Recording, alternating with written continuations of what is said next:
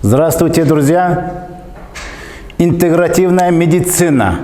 Мы знаем, что она состоит из рукаи, БАДов, из лекарственных трав, хиджама и психологическая помощь. Также мы больным подходим холистически, то есть не рассматривая какую-то часть тела или часть болезни, а в целом. В целом. Это значит рассматривать душу и тело в целом. Подходить к гармонию или рассмотреть гармонию души и тела. Медицински его еще называют психофизиология и физиология человека.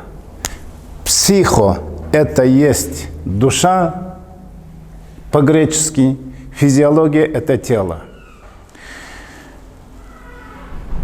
Параврачи или по-другому еще их называют аурой, биополей, стараются на них воздействовать методом гипноза, мотивации, чтением мантры, или же еще мы его называем медитацией. Состояние человека – это физиологическое или психофизиологическое состояние. Врачи, прежде чем ставить диагноз с психическим отклонением больным, этот диагноз ставится опросным методом. Где был, что кушал, чего испугался, или же какие-то негативные явления были. То есть спрашивают эмоционально и ставится диагноз.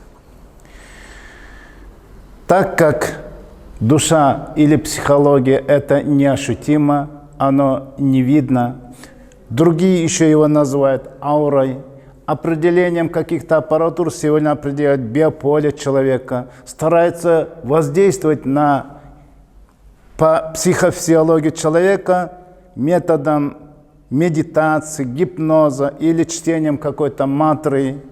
Но в нашем положении самая главная составляющая – это душа человека, которая находится в сердце, и влияние в сердце – это эмоции человека.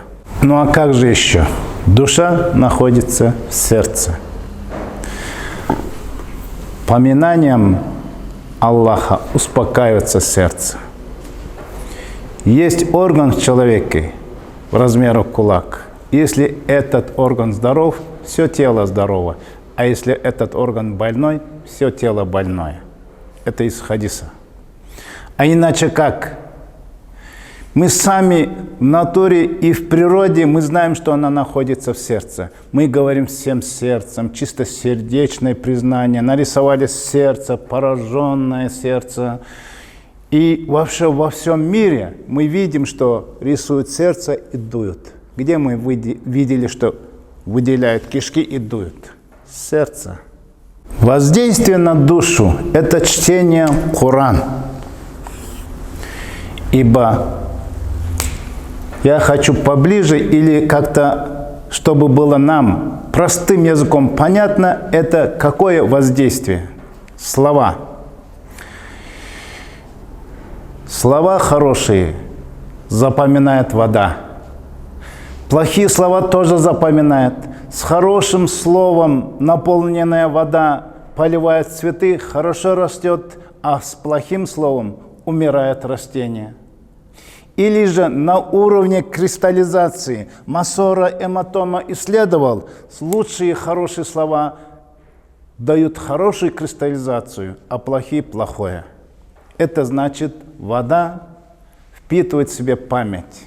Это мы прекрасно знаем, и этот японский ученый даже получил Нобелевскую премию. Самые лучшие слова – это Коран. В нашем понимании воздействие на человека – это Коран. Ибо человек состоит больше 80% из воды. Пророк Мухаммад ﷺ сказал: говорите хорошие слова или молчите. Интегративная медицина, мы сказали, чтение Корана рукьи. Прекрасный эффект, ошеломляющий. Сегодня чтением Корана вылечиваются все виды абсолютно почти все виды психических расстройств человека. Плохо спит, раздражен, устает, слабый, или же панические атаки, повышение температуры, или же резко понижается зноб. Вот такими больными мы помогаем чтением Корана. Дальше мы в нашей клинике работаем оказанием психологической помощи. Индивидуально мы даем им позитив, стараемся быть не пессимистами, а оптимистами. Мы им даем хорошую мотивацию. И, конечно, снимать плохие эмоции, такие как зависть, гнев. Вот такие вот плохие эмоции, которые дают болезнь, мы переключаем на положительные эмоции. Радость, любовь, прощение. И вот так мы лечим наших больных.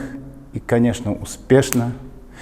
Есть такие очищения, как Коран. В следующий раз я еще более вам объясню о другом, еще хорошем, супер методе очищения и души, и тела. А это в следующий раз. До свидания.